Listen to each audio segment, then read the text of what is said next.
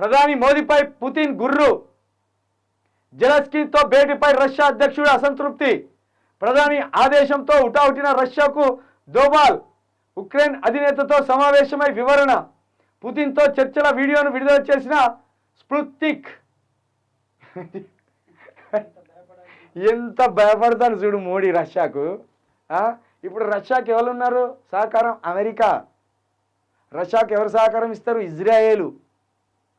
ఎందుకంటే ఈ ఏదైతే ఉక్రెయిన్ ఉన్నదో, ఉక్రెయిన్ ఒకప్పుడు సోవియట్ రష్యాలో ఒక భాగమే. వాళ్ళకు రష్యాకు ఏం భయం అవుతుంది? వీళ్ళు వేరే వాళ్ళతో స్నేహం చేసి మళ్ళీ మా మీదకి యుద్ధానికి వస్తే అది మాకు ఇబ్బంది. కాబట్టి చిన్నగా ఉన్నప్పుడే దీన్ని అణచివేయాలి. మీ బార్డర్స్లో మీరు ఉండండి. లేని గొంతమ్మ కోరికలని కోరితే మొత్తం ఉక్రెయిన్ స్వాధీనం చేసుకుంటా అని రష్యా. నువ్వు అనుకుంటున్నావు మోడీ తాత ఆయన సంగతి తెలియదు, పుతిన్ గారి సంగతి నీకు తెలియదు. ఆడు పెద్ద నీ అంతా హిట్లర్ను తలపిస్తాడు. నువ్వు ఓన్లీ నీకు మత చిచ్చు పెట్టడం మాత్రమే తెలుసు. వాళ్ళకు ప్రపంచాన్ని ఎట్లా శాసించాలో వాళ్ళకి తెలుసు. పుతిను అటు ఇజ్రాయేలు, ఇటు వస్తే అమెరికా. ఈ మూడు దేశాలు భయంకరమైన ఆధిపత్యాన్ని సాగించే దేశాలు ఇవి. తిప్పి కొడితే 30 లక్షలు లేని ఇజ్రాయెల్ దేశం, ఇటు అమెరికా దేశం, ఇటు రష్యా.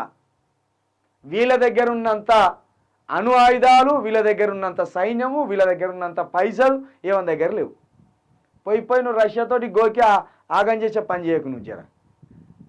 ఏంటంటే ఇప్పుడు చిన్న ఉక్రెయిన్ దేశం నుండి కూడా మనం నూనెలు దిగుమతి చేసుకుంటున్నాం, గోధుమలు దిగుమతి చేసుకుంటున్నాం. అంత దీనమైన స్థితిలో ఉన్నాం. అనవసరంగా వీనితో స్నేహం చేసి వానితో కొంప ముంచే పని చేయకు నువ్వు. ఎంత ఉలిక్కిపడి ఉరకాలి. ఉటి ఉరికిందట కథ రష్యాకు. ఈ సిగ్గు లేకుండా మళ్ళా విశ్వగురు 56 ఇంచుల ఛాతీ ఏమన్నా అంటే పాకిస్తాన్ నుండి కాపాడుతాడు. మరి రష్యా దగ్గరికి కాలు పట్టుకోవడానికి ఎందుకు ఉరుకుతాను? పాకిస్తాన్ని అడ్డుకున్నాడు, రష్యాను కూడా అడ్డుకోవాలి. అంతా హిందూ ముస్లింల లొలి పంచాయతీలో భాగంగా ఓట్లు దండుకోవడానికి మోడీని పెద్దగా చూపెడతారు. కానీ ఇంకా చూసింది కదా, ప్రధాని చెప్పినట్టు ఉరుకురో వానికి కోపం వచ్చింది. వానికి కోపం వస్తే అంత ఆగం అయితే సంసారం. మళ్ళీ యుద్ధం జరిగితే మన మీదకి పంపుతాడు వాడేమన్నా. ఉరుకురో అనగానే దోబలు ఉరికిండట. కథం గింతపాటి మోడే మన మోడీ.